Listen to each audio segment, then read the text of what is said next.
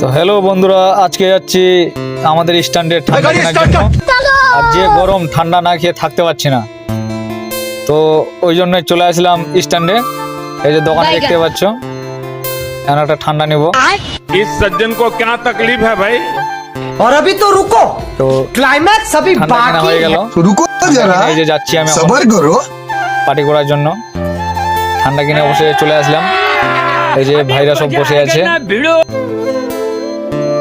তো এই যে দেখতে পাচ্ছ, জঙ্গলের মধ্যে বসে পার্টি করছি।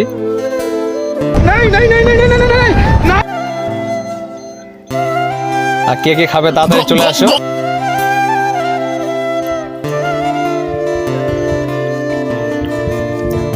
তো এই যে আমি দেখতে পাচ্ছ আমাকে।